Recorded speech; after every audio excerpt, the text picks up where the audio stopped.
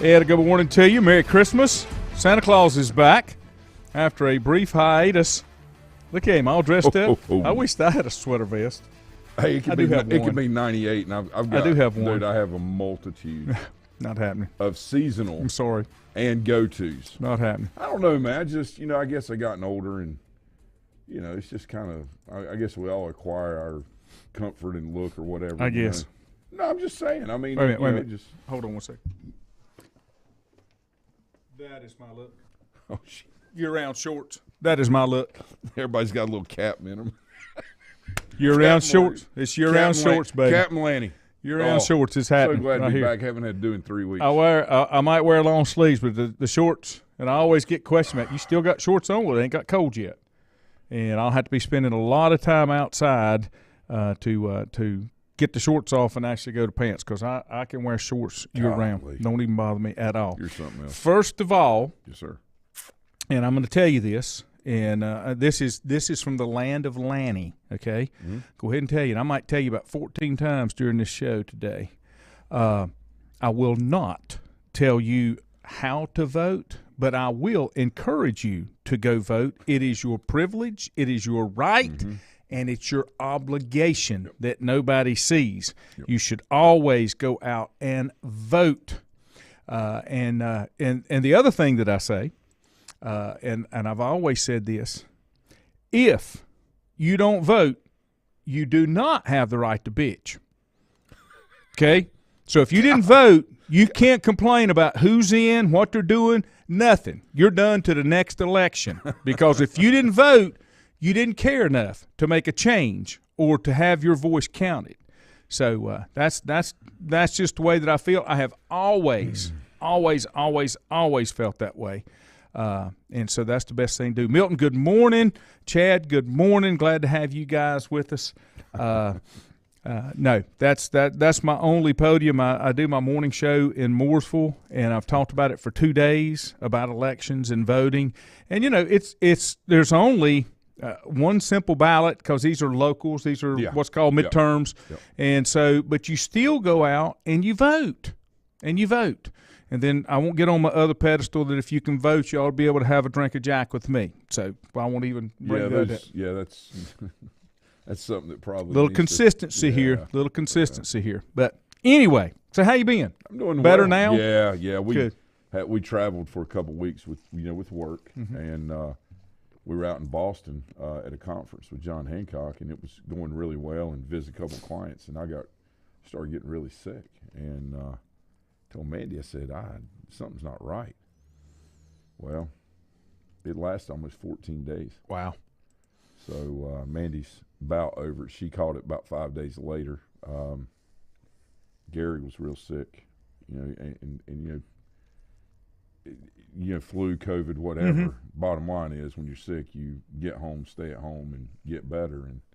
But I tell you, Lenny, we've all had sicknesses and flus mm-hmm. and things like that, but I really think that may be the sickest I've ever been. And, I missed, I couldn't go to football practice that Monday night. This is 2 weeks ago, 2.5 weeks mm-hmm. ago. I couldn't go to practice that Monday night because I felt so bad. And I think I let you and Randy know, guys, mm-hmm. I'm not doing well. Yeah. And I just kind of lingered with that for 2 or 3 days, and it wasn't – I just knew something wasn't right. And then the next thing, come Saturday morning, 5 days later, dude, I was hit it was crazy. Crazy. I didn't get do I see – I'll talk that in just a minute. I've been saving up for this, Stacy. Thank you. I can actually see the board now. Can you? Yeah, I haven't eaten sugar in a month, and my eyes have cleared up. Yeah. I'm serious. Yeah. And I can actually, I don't have my readers on. I don't need them. Yeah. So I'm probably not going to eat sugar ever again. That's not my problem, because I don't eat that much sugar. But you know what I'm saying, though. Oh, yeah. And the thing about it wasn't like I was sitting there eating like Little Debbie's and all that stuff. I'm just talking about, just the offhand. That's a great stuff. habit to get into, though. Well, Quinn can do it as good as I. Yeah, it's impressive. I need to tell you. I'll tell you a Quinn story off the air. Okay. Oh God. While you're on the game you missed, completely lost where I was at. Talking talking about sickness. Yeah. I did not get my weekly Cubby visit this past Oh, weekend. man. He wasn't sick. Camion was sick, running a fever. Yeah. And Cubby did not get sick or run a fever. And Wes was pissed because they had been for their 2-week checkup at the pediatrician. So 2 days later, she gets sick after going to the doctor's office. So it happens. Yeah, it happens. It's just a fact. The thing we got to do is get back to accepting the things that we can control, the things that we can't. For 2 years, everybody lost their minds. Mm-hmm. Oh, it's this, it's that. Oh, get a test, do that. I mean, look. You're sick. You're sick. Handle it. Mm-hmm. You're sick. Home, You're sick. Stay at home. Yeah. Stay away from people. Relax. First of all, calm down. All right. Yep. And be responsible. Yep. Do the best you can do in the circumstances you got. Yep. We got to get back to, this hysterical stuff is getting a little, let's get back and get rechanneled again. And I think we're getting there for all of all of us, right? Yep. And on behalf of trying to make sense out of things, and. God, talking about making sense out of things. College football is whack. I'm getting ready to go there. Dude, it is whack. I'm getting ready to go there. Pro football's about as crazy right now. Now, let me in a good way, but just crazy. Let me give you, based on what you just said, let me give you my second Lannyism for today. I tell my children all the time, they don't always listen. My wife never listens. Do not, do not waste energy on things you cannot control. Right. That is a waste of time, air, energy that you can't get back. Right. You can be passionate about it, but don't be emotional. Move on. Move on. And there is a difference. Good morning, sis. Hey, Ford can continue rocking those sweater vests. Oh, God. No sweater vests for me, okay? No sweater vests for me. Let me address Stacy's question right here off the block. Lanny, do you see Dabo going to Texas A&M if they were to fire Jimbo? I read that over the weekend. Well, let me give you a couple of things. They're going to fire Jimbo. And I'm telling you where he's going. Who? Where Dabo's going. If he tells the board again, if he goes off on the board, he's going to the house is where he's going. I've had some disagreeing comments over the weekend regarding Dabo's comments. I reckon the way that this is the way I kind of worked this out in my mind. The way Dabo responded after the game with his comment, if Clemson's a stock, you better buy it because it's going up. Okay, here's where I relate that. Right. I'm relating that to the cornerback that picks off a pass for 6, celebrates, goes nuts, but they're losing by 40. You have nothing to be excited about. Oh, you know what I'm saying? Yeah. Dude, you're trying to qualify for the bowl games. You're trying to qualify for the bowl games, and you're going crazy because you beat Notre Dame. Great win. They played well. I don't have any problem with that, but give the credit to the kids. Oh, yeah. Give the credit to your staff. Yeah. Go to the locker room. Shut the hell up. Well, it was a great week of prep, and a great week of emotional focus or emotion that turned into focus, which becomes passion then, right?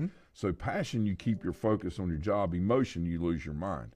I think Saban and some of like Harbaugh and Belichick and like Cowher, those group of coaches. Pat Summitt actually talked about this years ago when she was some interview or whatever, and she wanted her kids, and I think Gino took it a step further, talking about we want passion, not emotion. Right. I think there were and there's a difference. There is. With passion, you're still focused on your what your goals are and what your job is. Emotion, you lose your mind. Well, on emotion, you're only focused on what you're emotional about. Right. And you lose your mind. You've lost the context that it applies to. Just the contact. Yeah. But I'll tell you this. I think a good debate topic, for us as college fans and there's a lot of stuff going on, obviously, with Clemson, that some feel, that it's just a down year, some, or maybe not as good as it needs to be. Some feel it's recruiting, a combination, and some think, well, this is it. My question is, I'm in that last camp. Was this about Clemson being, showing who they really are, or is it about Notre Dame not being as good as advertised? Now, that's the question I always ask those things. Which one does it say more about? And I'm not dogging Notre Dame, certainly not Clemson. That's not what I mean. I'm just saying it's helping us kind of figure out and navigate the landscape because it's crazy. What's right the now. big It's stat? crazy. What was the number one – morning, Richie. What's the big stat that came out of the Notre Dame-Clemson game? Do you know what the big stat was? I don't. It'll all make sense when I tell you. Okay. In 5 attempts, Sam Hartman has never beat Clemson. 4 at Wake Forest, 1 at Notre Dame. 4 career starts or games against Clemson. He has never defeated Clemson in 5 tries. So he's had 5 games against them. That's what I saw Saturday. Oh, my goodness. So how did he get a 5th year? COVID? I'm sure. I mean, did they grant extra year? Well, he would have been, what, a sophomore? I thought they played. I thought the ACC played. Did they still grant him an extra year? All I know is that's what they said. Junior Adams, good morning. It makes sense. I mean, I understand what you're saying. And if you could see the dejection on his face. Yeah, I really think that he was in a mindset of what Notre Dame has.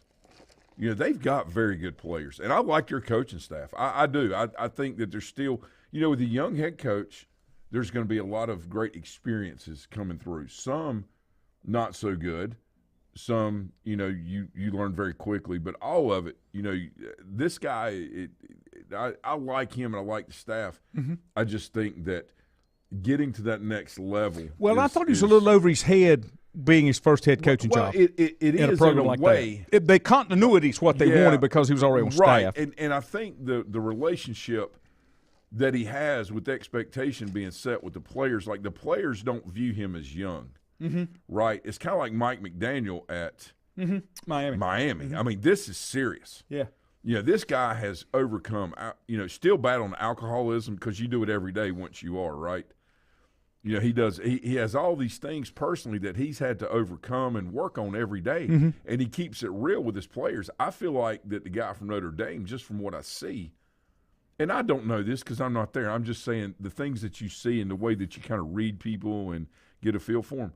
Yeah, I feel like the players have that same kind of respect for him because he sets the bar pretty high, but he has dialogue with them, and he's able to connect with them in today's feelings-oriented connectivity world. I don't know. I like it. A couple comments came in. I did not know that, Richie. Clemson had no penalties. That's not been the case most of the year. You know what? That's one. That's huge. Wonderful. That's wonderful. Milton said Clemson has a problem with refusing to change. Absolutely. Chuck Lewis said, morning, Chuck, some play styles just have your number. Oh, that's a great point because of matchups, right? Like when I was coaching at Maiden for a few years, West Lincoln matched up with us really, really well. Mm-hmm. But Bunker Hill, who may have been more talented or equally or greater than athleticism-wise, we had very little. I say it was a better matchup for us versus someone like a West Lincoln. So what Chuck is saying is very true. Chad says, "Boy, Wake is struggling without him." Had Notre Dame had Hartman gotten hurt, and Notre Dame went with a different quarterback, in my opinion, they would have had a better shot because Clemson had too much knowledge on Sam Hartman, his tendencies and stuff. That's right. That's right. Stacy said, so what is your answer? What is my answer? Okay, I'm going to give it to you after this break. Whether it's a sit-down meal or a call-in for the drive-thru, Brookwood Cafe and Catering is the answer. A variety of meats, vegetables, and desserts cooked daily or a hot sandwich from the grill, they have what you're looking for to satisfy your taste buds. If you need catering from 5 to 500, Brookwood has you covered as well. Stop by Brookwood Cafe and Catering at 202 Providence Mill Road in Maiden. Don't forget breakfast daily till 11 a.m. Open Tuesday 6 a.m. to 2 p.m., Wednesday through Saturday 6 a.m. till 8 p.m., and Sunday from 7 a.m. to 3 p.m. Call 828-428-8944 to place your order today. If you ask around, you'll find Burke Mortuary has a reputation for excellence and commitment to value. They've built a reputation of trust for more than 35 years. Burke Mortuary is proud to offer personal attention, meaningful tributes, and the area's most affordable prices. They're also proud to offer you beautiful, state-of-the-art facilities. It's the perfect place to honor your loved one. So when choosing a funeral home, the choice is easy. Choose Burke Mortuary with locations in Maiden and Newton. Covenant Church began as a vision of just over 100 people in 1984. Since then, Covenant Church has grown and currently located at 2168 Gastonia Highway in Lincoln. The Sunday schedule includes early morning worship at 8:30, Sunday school at 9:45, and morning worship at 10:45. Their ministries extend beyond Sunday. Visit their website at www.covenantchurch.church to see all they have to offer, and better yet, stop by and see for yourself. Covenant Church may be just what you're looking for a new church home. First Federal Savings Bank has been serving Lincoln County since 1940.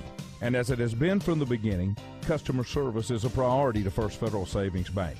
They want to get to know you by name. First Federal Savings Bank has the convenience, the products, and the services that the larger banks have, but with hometown people that you see throughout your community. Stop in and visit one of their 4 convenient locations and see what First Federal Savings Bank has to offer you. Member FDIC, an equal housing lender. Untangling your headphones, finding the right remote, saying goodbye to your favorite shirt that hasn't fit in 10 years. Why are simple things sometimes so complicated? Thankfully, with Auto Owners, insurance doesn't have to be one of them. Auto Owners works with independent agents who live in your community and answer when you call, so you can worry about more important things, like finding a new favorite shirt. That's simple human sense. Call Mooney Insurance in Maiden or East Lincoln Insurance in Denver, or visit mooneyinsurance.com.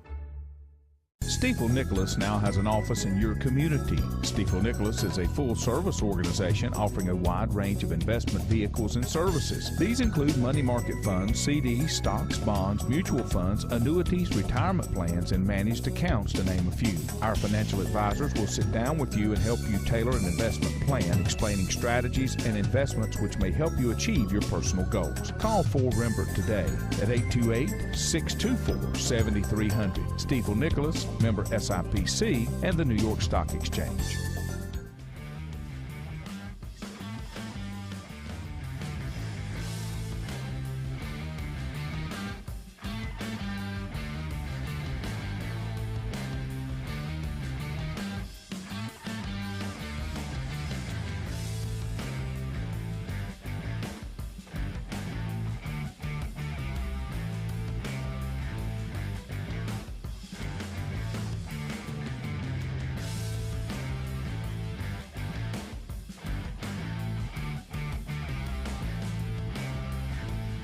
And welcome back. And you can tell this kid's been playing a while, too. Oh, yeah. You know, where you know, our guys, we got like 12 new ones. of them. Got new ones. But you know what? Yeah. I got to tell you, dude, you know, my brothers did not start playing football till they got middle school and high school.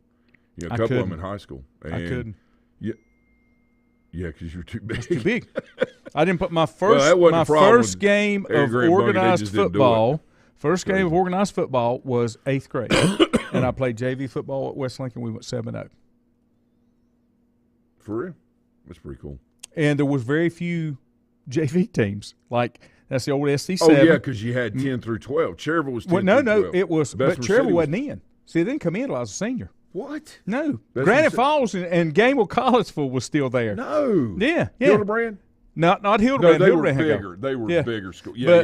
But it wasn't in my senior year. It's when Granite became South. And Gamble became West. No, Granite, Gamble. What about was like Valdez or Drexel or anybody in it? That was it up there. So that was more like a Skyland Highland. You had Gamble. That's crazy. You had Granite. You had Rock Springs. St. Stephen's. You had Newton, Bandy's, Maiden, Bunker Hill, and West and Bunker. West and Lincoln was not in until I was a senior. As a conference. Were they 3A? Is that why? They were in the old North Carolina West with Cherville and Bessemer. That's when that disbanded. The association? Yeah. It lasted that long? 77, 78. They were some of the last ones. Okay, I'm pretty I just sure. remember Coach Parker talking about it, but I can't. I didn't remember the years that it finally, just kind of dissolved and just came in. Interesting. We need to maybe do a history thing. And that's when, because we didn't play those two teams, Cherville and Bessemer. Our first year was 77, 78. We played Lincoln a couple times non-conference. Okay, gotcha. But they were never in that conference. Yeah, it's just interesting. I just remember, Cherville, like, and Bessemer City, like baseball, Mike Mahaffey, Coach Mahaffey. My first year at Maiden, they were in that was the last year Maiden's in SD7. The next year we went 1A and went down to, that conference down with Cherville and all them, and 1A, 2A league. But I just remember Coach Mahaffey showing up at 12:30 with a baseball team. There's like 35 of them. They didn't have a JV team that year because they were still 10 through 12. Right. And they took back practice for 2.5 hours on the field. When I went through high school, we were 10 through 12. I went and played JV football on the 9th grade team as an 8th grader. My 8th grade year was the last year of grade schools to 8th grade. Because, so junior high? Yeah, 7th, 8th, and 9th Yes, was when the junior highs come online. We had Lincoln East and West. Gotcha. And the same conference that we played in back then is the one that they play in now with Shelby, Kings Mountain, Crest, Burns. Right. Bad news. Answer your question, Stacy. No, he No, doesn't. he's not. He doesn't go to A&M. I think it's in Michigan. Oh no, he can't go up there. Yeah. No. I don't know, Lane. Follow me. Just follow. I mean, now look. That's What happened to the last one that went up there? No. That's way Out of outside. Clemson. No, okay, it's fair. Rich Rod. Way outside of the realm, but just the thing about it is Dabo. Him, and I don't think he'll leave Clemson. But if he did, that to me, that would be where he'd go. And my thing is that a worse fit than, or not worse, but is that any different than James Franklin at Penn State, or Ryan Day at Ohio State? And people could say, "Oh, Ryan Day, that really?" I mean, are they still ranked number one after? I mean, how is that a number one ranked team? Because we're undefeated. There's only 5 undefeated. But I know. Yes, but again, it's about getting the best teams ranked. You say, well, in order to be the best, you have to be undefeated. That is not true. Nope. You could have 20 kids. You don't play the same players that are schedules. sick. Yeah, and you don't play the same Okay, schedule. that's why you can't do apples and apples. That's why the look test is so important. And That's why I like the expansion of the playoffs. It takes a little more of the what ifs out. I don't like it at all. Yeah. Because I think it's just an excuse for mediocrity to be allowed into something. Yeah. Now, do I think it's wrong that they're doing it and I'm about not giving opportunity? That's not what I mean. But when you have criteria and you have a set of rules, whenever you expand that, then it becomes appeasement. And last year, the reason they have to change this system is because of what they did last year. But the biggest thing for me, why. They couldn't hold true to their mandates. Right, but they tried to appease everybody and bring feelings in.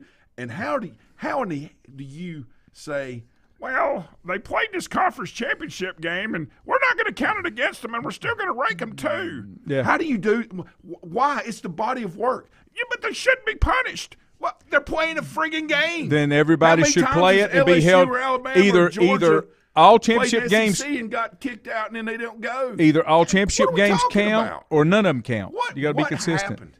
But let me ask you this: don't you think by expanding the playoffs, it will help some other teams get a little better? Well, yeah, but is that through appeasement or is it through? No, I think it's. I don't disagree with you, but the question is that through appeasement or is that through providing opportunity for something? I think it's opportunity. Well, providing opportunity for something you didn't earn.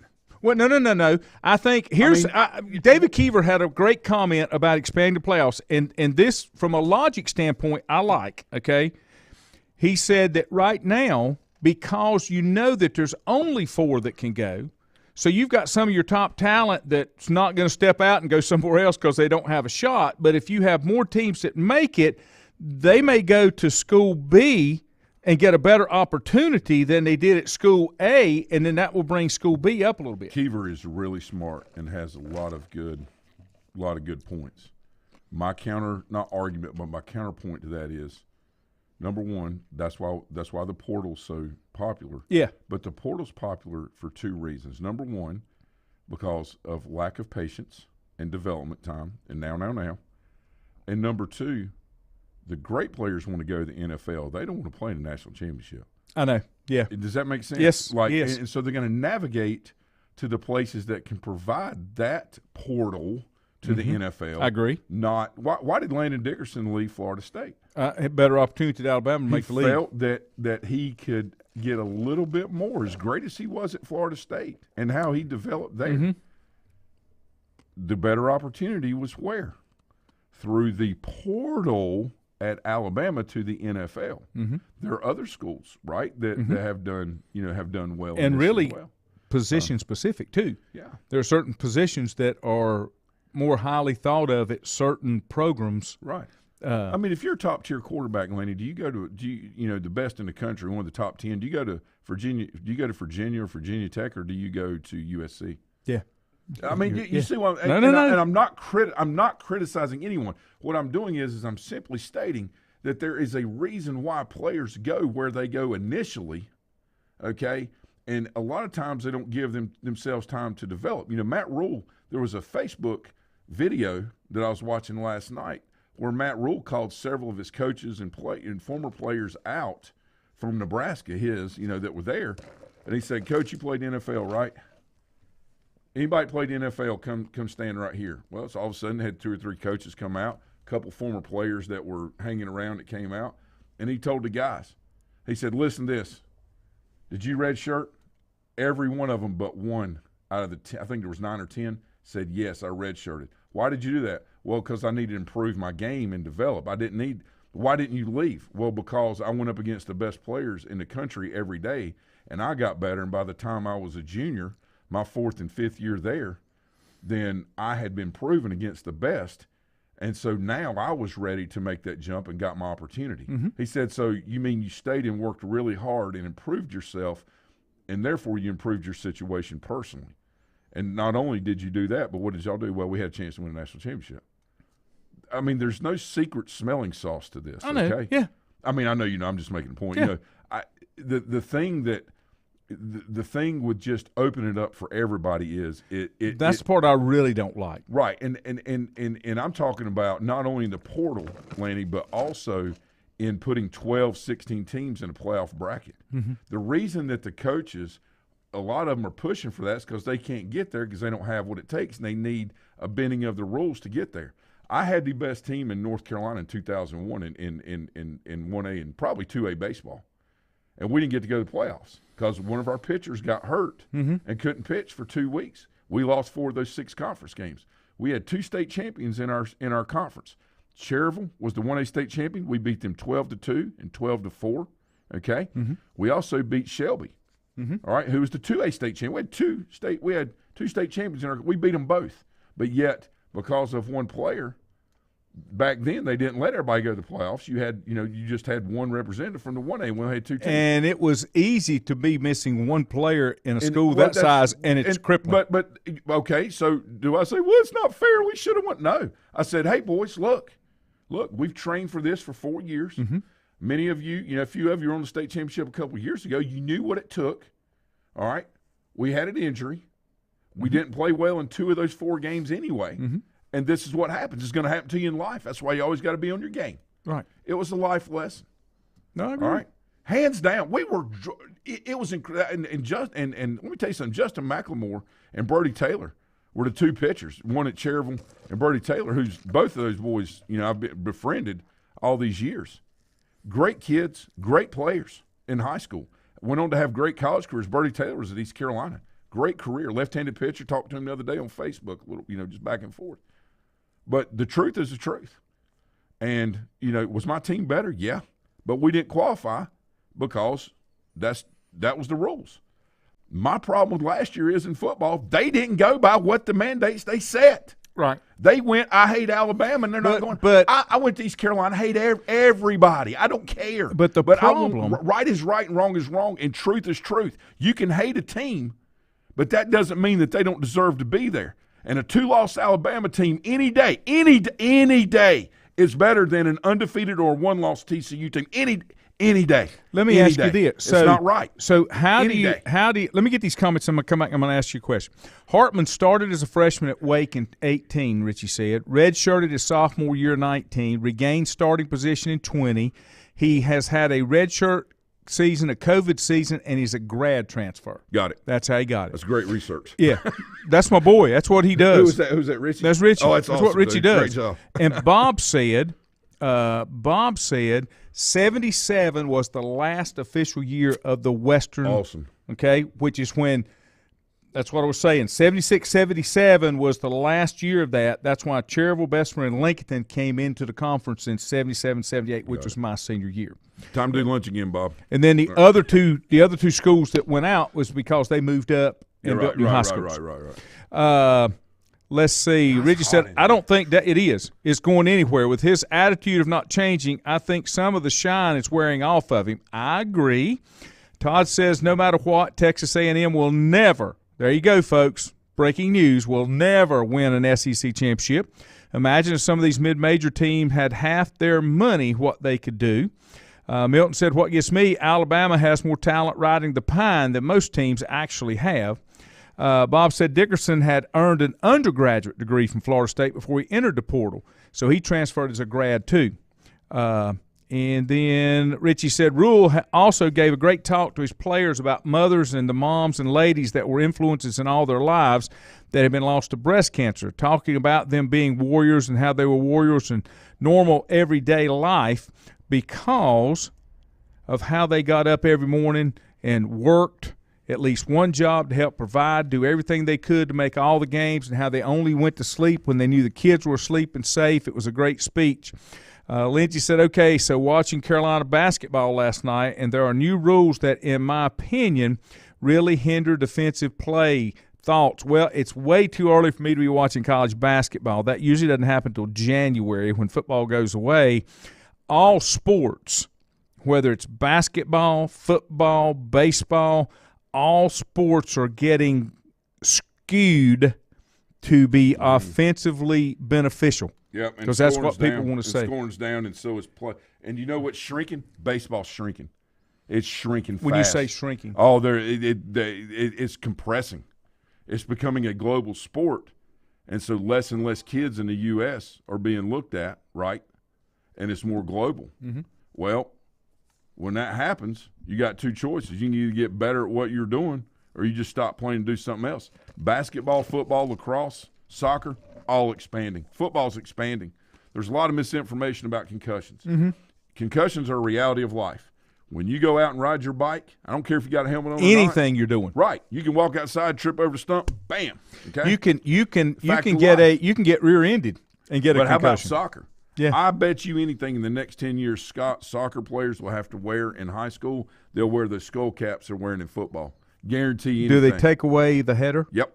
But you know what? They'll say we're doing it in the name of safety. Yeah. So what happens is when you de-risk everything, then you start leveraging on other ends, and quality goes down. Mm-hmm. Well, leverage is what? Leverage is debt. If you acquire too much of it, you start doing what? Drowning. Well, that's what happens. That's what's happened in baseball. They've leveraged the offensive side of the ball so much where you can't place your defense. The rules specifically say you got to have 8 guys in fair play. Catcher's the only one that can be out of play, okay, in theory.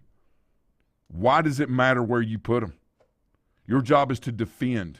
Baseball is the only sport where the defense has the ball. Makes no sense to me. This is insane. People say, yeah, but look at all the home runs they hit and how exciting it was. Let me tell you something. All 3 100-win teams got beat in the first round. That's exciting, isn't it? But let me ask you this. That's exciting. Let me ask you this. Go back to 3, 4 teams, and that's it. That's it. Don't do this, we're playing this many series with 8 teams and doing. I don't want to see that crap anymore. Yeah. Make the regular season count. Just like high school football. Make it count. Lincoln says he's top Carolina hater. Did Carolina play their cheerleaders last night? They played Campbell. And he also said, and I've got to agree with this to some extent, Link. He says too many teams in NFL and MLB, it spreads all the talent. Well, it's like playing in a fantasy football league with 12 teams. After the third round of the draft, there's nothing left. Well, now Link has a good point, but let me kind of just throw this out there to see if he may disagree. That's fine. But think of it this way: with football and basketball expanding, soccer, lacrosse, they're expanding, right? It's not as much watered down, all right, because I think they need to expand the roster on all NFL teams anyway. Yes. But they do that to keep the pay up but that's another story. That's a thing that's behind the scenes. I believe, anyway. Baseball, I agree. Too many. Because there's compression. Yeah, the world's playing more. We have more foreign players, which is great. I have no problem with that. I mean, this is professional. I have no problem with any of that. Basketball, I think, has too many. Because the quality of what we're seeing. You only have 2 rounds of a draft. Yeah, and the second round usually doesn't make it. Now you're talking about so you have 30 kids that make it. Not being proactive. Yeah. As far as staying, keeping your spot in the league.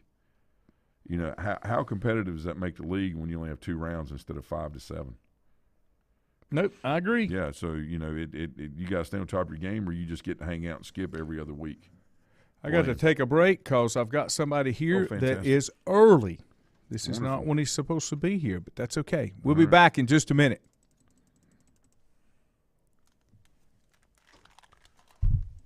Whether it's a sit-down meal or a call-in for the drive-thru, Brookwood Cafe and Catering is the answer. A variety of meats, vegetables, and desserts cooked daily, or a hot sandwich from the grill, they have what you're looking for to satisfy your taste buds. If you need catering from 5 to 500, Brookwood has you covered as well. Stop by Brookwood Cafe and Catering at 202 Providence Mill Road in Maiden. Don't forget breakfast daily till 11 a.m. Open Tuesday 6 a.m. to 2 p.m., Wednesday through Saturday 6 a.m. till 8 p.m., and Sunday from 7 a.m. to 3 p.m. Call 828-428-8944 to place your order today. If you ask around, you'll find Burke Mortuary has a reputation for excellence and commitment to value. They've built a reputation of trust for more than 35 years. Burke Mortuary is proud to offer personal attention, meaningful tributes, and the area's most affordable prices. They're also proud to offer you beautiful, state-of-the-art facilities. It's the perfect place to honor your loved one. So when choosing a funeral home, the choice is easy. Choose Burke Mortuary with locations in Maiden and Newton. Covenant Church began as a vision of just over 100 people in 1984. Since then, Covenant Church has grown and currently located at 2168 Gastonia Highway in Lincoln. The Sunday schedule includes early morning worship at 8:30, Sunday school at 9:45, and morning worship at 10:45. Their ministries extend beyond Sunday. Visit their website at www.covenantchurch.church to see all they have to offer, and better yet, stop by and see for yourself. Covenant Church may be just what you're looking for a new church home. First Federal Savings Bank has been serving Lincoln County since 1940. And as it has been from the beginning, customer service is a priority to First Federal Savings Bank. They want to get to know you by name. First Federal Savings Bank has the convenience, the products, and the services that the larger banks have, but with hometown people that you see throughout your community. Stop in and visit one of their 4 convenient locations and see what First Federal Savings Bank has to offer you. Member FDIC, an equal housing lender. Untangling your headphones, finding the right remote, saying goodbye to your favorite shirt that hasn't fit in 10 years. Why are simple things sometimes so complicated? Thankfully, with auto owners, insurance doesn't have to be one of them. Auto Owners works with independent agents who live in your community and answer when you call, so you can worry about more important things, like finding a new favorite shirt. That's simple human sense. Call Mooney Insurance in Maiden or East Lincoln Insurance in Denver or visit mooneyinsurance.com. Stifel Nicholas now has an office in your community. Stifel Nicholas is a full-service organization offering a wide range of investment vehicles and services. These include money market funds, CDs, stocks, bonds, mutual funds, annuities, retirement plans, and managed accounts, to name a few. Our financial advisors will sit down with you and help you tailor an investment plan, explaining strategies and investments which may help you achieve your personal goals. Call 4Rembert today at 828-624-7300. Stifel Nicholas, member SIPC and the New York Stock Exchange.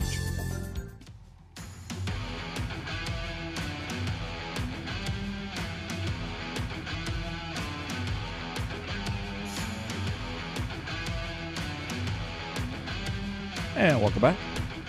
An unexpected but very welcome guest for today. I put a fiber connection in all my locations, and this was the last one. I always have lots of fiber in my diet. That's very important as you get old. And they had to do a little construction because it was about 3 blocks up the road. And when the first time they sent me on when the install was going to be, it was like on a Saturday, and the date didn't match the day. And I had it down for Thursday at 9, and he came today, and I'm like, but back there's the room. There's your stuff. You just help yourself. I'm all good. Because I'm excited to get the fiber installed here. Nothing against Spectrum. It's just that broadband is not as reliable, not nearly as reliable. So I'm glad to be getting that in. Let me go back here. Richie said, talking about the rule changes, it's difficult to watch, can't stop the flow of the offensive player or something like that. I saw a lot of calls on the defensive side that had not been called in previous years. Also, I think they're taking the charge away. Pretty sure he saw that somewhere. Why would you do that? Why, first of all, to that point, okay, come back to my comment. It's really not needed. It's just kind of it gets in the way. Listen, who just passed away? Bobby Knight. What was he about? Defense. Yeah. And motion offense. Mm-hmm. Okay? Defense. You know why I think they make some rule changes? Because they can't. Those are crybabies. Well, no, they've got that too. But they've gotten to the point to where they can't make a determination. What do you think people are like watching? on a charge, for example. I think they've gotten to the point to where they can't make a decision, which is usually an officiating thing, whether it was an offensive foul or a defensive foul, because it's not as cut and dried on something like a charge. For example, they were talking about a roughing the passer penalty that happened on Sunday, that this roughing the passing penalty happened because the lineman, everything was clean, but the lineman fell on top of the quarterback. Yeah. He tried to keep his weight off of it. It's a part of the game, folks. It's a part of the game. Lindsay said NHL is trying out neck guards after a former Penguin tragically passed away on the ice after a skate to the neck. Yeah, now that's I mean, that is the worst possible. But it doesn't scenario. It doesn't make a change to the game. Right. It's I get that. That's Richie said his 9-year-old can't do headers in his league. When he moves up in a year or two, they're allowed to do the headers. Let's see. When did that happen? Richie said to go along with the reason goalies have face masks that they are wearing now, and because the goalie was wearing a Jason-style hockey mask. I think they took let a skate. you wear, about all you want to wear in hockey, right? Or wish to wear, it's kind of like football. There's other things you can wear. I think your generation was the first one that came out with the arm pads to the extreme, where you stick the two fingers through and you got them all. Yep. But y'all used to block a different way. Well, and in my day, the first lick was the flipper. Right, and I understand. The flipper. That's what I'm saying. And then we're going to let the hand. Football is hand-to-hand combat. Yep. It's and you say but now it's more like the Air Force. Well, that's true, but you still got a bunch of tanks in there too. Well, as long as I coached, and I got into coaching, it was 12 years after I got out of high school. But when I got into coaching, one of the first camps we went to was somebody from Western will have to help me with this one. It was after Bob Waters passed away, but it was one of his assistants had taken over as head coach, and we went up there because he talked to me and he remembered recruiting me when Coach Waters was there. That was the first year that they emphasized hands and hand technique to offensive linemen. Ever since that time, I continued that. That's just my thing. I continued that after that. I did not stop that. Yeah, we're still on. There we go. Sometimes my computer hangs up. That's why we're putting in fiber, in case anybody wants to know. So that's what I'm kind of getting at. Now let me go back for just a second. We don't say the NFL officials are absolutely awful this year. I think we have officials trying to get famous. Anytime an official can be remembered for the game, they were not a great part of the game, because officials want to be nameless. That's what officials want to be. Now, let me give you this. I had a question for you before we run out of time. When we were talking about baseball, and you were talking about the shift, let me ask you this. It wasn't rules that changed the way baseball is played and looks today. It was analytics, which was something that really never kind of figured into baseball as much as it did other sports, because it was about flow and people and how they play and how they match up. When they went to the shift, they were trying to get rid of things, and were they not trying to a point bring it back to where you had to play it like it used to be, because they couldn't make the offense go back to small ball? So that says analytics equals money. Yeah. So what they did is they said, you know what? We can sell more box seats and individual experiences for $5,000 to $10,000 in these super suites and all of these things. Plus, we can get these rev contracts with TVs. All right, I have no problem with making money, but you've got to understand how analytics are skewed for that, and this is my opinion, okay? They went away and said, you know, it's just boring to watch somebody bunt a ball and a guy pick it up and throw it to first. Okay, well, that's an opinion. That's fair. Okay, I don't agree with that, but that's fair.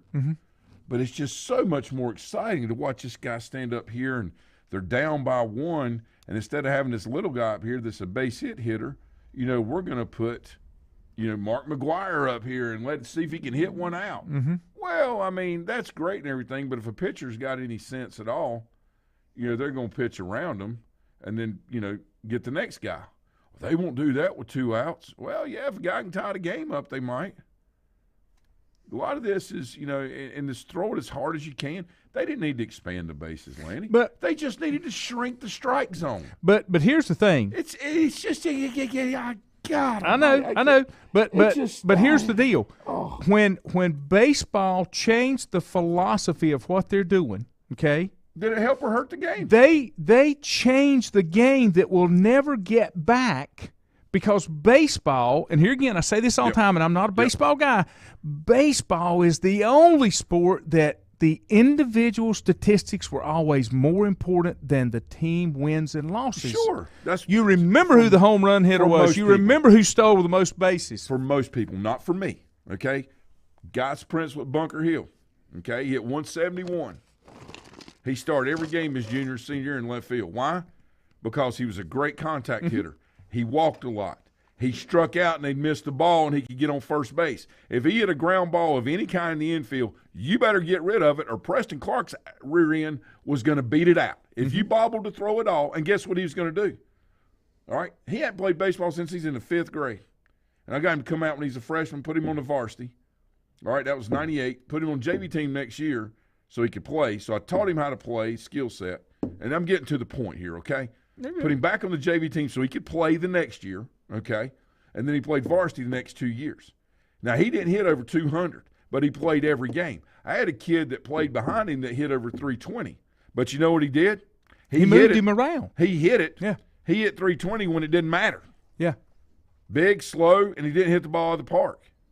Why would I play him in front of a guy whose on-base percentage and ability, you know, the only thing that I looked at with kids that couldn't hit the ball out of the park, and Preston was one of them, is he's at the plate this many times, how many times did he get on base, how many times did he score? But that's analytics.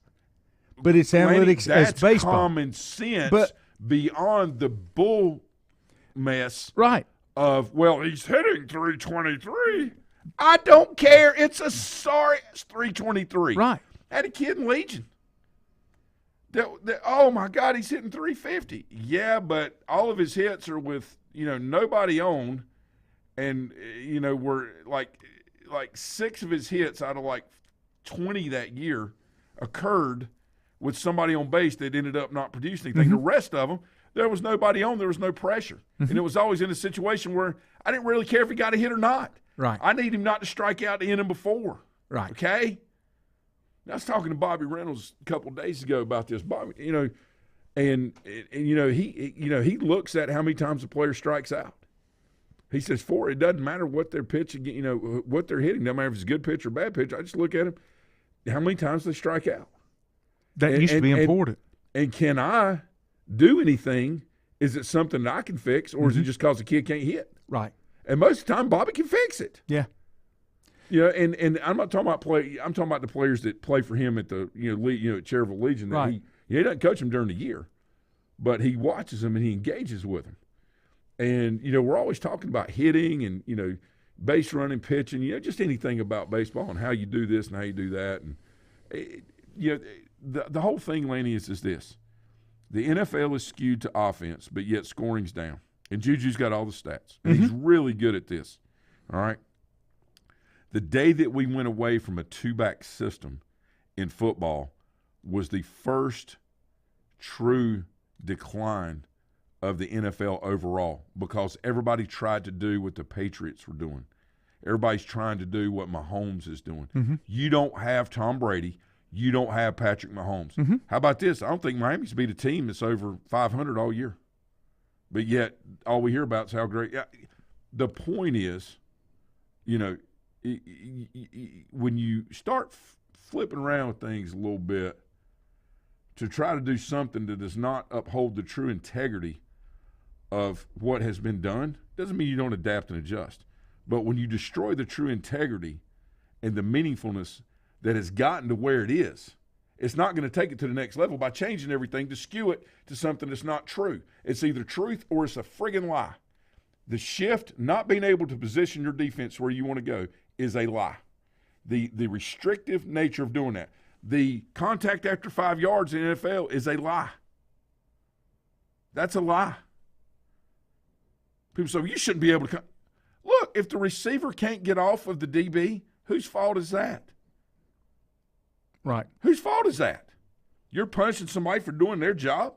Hey, here's a shocker. Put a friggin' tight end in there and back the guy off here, go back to a flanker, okay, or put a guy in a slot, back him off where they can't get up on him. Put him in motion. Mm-hmm. Lanny, when they went away from the two-back system, it destroyed the integrity of football from the standpoint of not because it wasn't exciting, throw the deep ball, catch in space, run, all this, but because they skewed the rules to where the offense has the ultimate advantage but yet still can't produce. Mm-hmm. What does that tell you?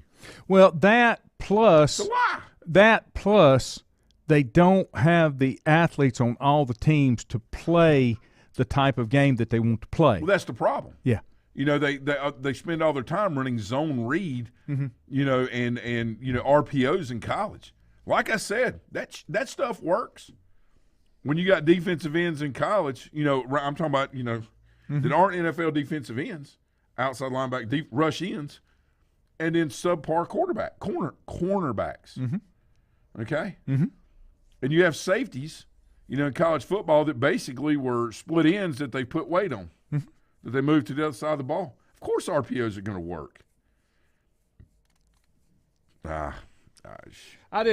guess from my standpoint, and here again, I was going to be like really positive and upbeat about everything. That You I were. made my mind up. you were great. Well, the thing about it though is, Lenny, Welcome is this. back. Thank you. It's glad to be back. Yeah, and again, this is not emotion. This is passion. I want you to know because I'm staying focused on the show. You're here. focused. But I think I'm getting to the point now that I'm 51 years old that my meter is starting to run a little full. And I think I've, you know, like anybody else that's made it 50 years, I've pretty much earned that right based on, you know, the stuff I've been through. Just ask the anybody. Trials and tribulations, okay. You know, not only in the sports world, but in, you know, and you know what? There's not enough. We've stopped calling BS on things. Mm-hmm. All right. People said, leave me alone. I should be able to do what I want to do. Don't pay any, mind your own business. Well, when people started doing that, then all those people that used to get attention, whether it be good or bad, were like, why does nobody care about me? Mm-hmm. There is a reason we have mental illness in the world. And sports being liberalized to mm-hmm. a certain degree is not helping any at all. Mm-hmm. Okay. Now, I am all about protection, finding better ways to do things. I think the liberal side of the mindset in that regard, the intent is to help mm-hmm. and to provide a better service and serve. The problem is when it goes overboard and then all of a sudden we become so noble as we get older. Well, what happens is instead of doing, you go from a point to where you're trying to enable people to be able to have opportunities, that it becomes entitled to those opportunities. Well, that's what I'm saying. And I've talked about it all the time. The pendulum, it can't stop in the middle. No, it gets up here and it don't stop. It goes the other way. You're right, and it don't feel like that. But just a reminder, everybody. I know we're voting today and all this, okay? But you know the way that things are set up in our Constitution and in our individual states and things like that.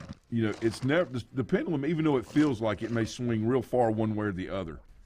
It never goes all the way. Right. There are checks and balances, regardless of, you know, some of the trials and tribulations that we all feel from time to time mm-hmm. and see.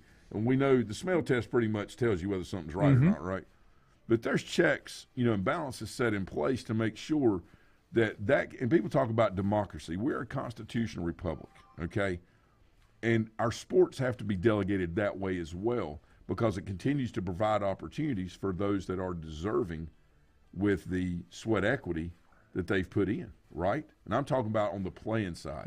Now, on the management side and the front office and all that, they have all that. I'm talking about when it gets out there. When it starts to interfere with the game. Right. And, I hear a lot of coaches talk about, best players, need to play. I couldn't disagree with that more. I think there have been more teams that have come up short because you try to put your best players out there instead of your most prepared and most dependable players, because they're the ones that make up, all right, for the consistent play. Even though they may not be as athletic or as fast, they make up for the consistent play that allows you to elevate your game to its highest level, not because they can run fast and tackle somebody, because half the time, it's a character issue, all right, and you can't, In a team sport, you have to put athletes in the playing field on that team that offer the most to the team as a whole, not as an individual, because you have to weigh a lot of different factors when you're starting to talk about the personality and the composition of a team. You can't just put that's why high school sports are failing at a massive well, rate. that's why you have so many. That's why they're moving around. That's why you have so many college teams that falter, because they may have the best athletes on the field, but they can't win because they can't put it together. There was no need for what people call travel baseball and travel football and travel basketball. There was no need for that when there was consistency and discipline and focus at your local levels, whether it be in your high schools or your rec leagues. What I saw happen is yes, recreation baseball needs to be for kids to come out, participate, and learn how to compete. But what I saw is we were, as a society, allowing people to go out and have an experience that had no business being out there. Number one, because they didn't want to be, and they were being made to be there, all in the name of the experience instead of, what it can give. What is it? It's like, I went out for 6th grade course, okay, and the first week I'm singing, I make the course. 2 weeks later, voice starts changing. 11 going on 12 years old, started getting a big Adams, throat, just starting to become a young man. Right. Well, she hears me. I don't know anything's wrong. All of a sudden she says, let's sing that again, and she tapes it. All right, she puts a tape recorder on. Then she plays it back to the whole class. You can hear me in that thing. It was awful. And I knew it, and I'm sitting there, and I'm like, oh, shit. She comes up to me, and she says, I want you to fake the words the rest of the year. Until until your voice, she said, decides what it wants to be. She says, I'm not going to dismiss you from chorus. She said, but I want you to fake the words. If you have a teacher tell a child that today, what do you think would happen? Oh, lawsuit. Yeah. Right. Even though it was the best thing for the child because they were. For the rest of the time, I went to church there. They told me in 6th grade, they said, we've never seen a more passionate singer than you. Said, you did an incredible job. I didn't, not one word came out of my mouth, but I mouthed them all like I was Milli Vanilli.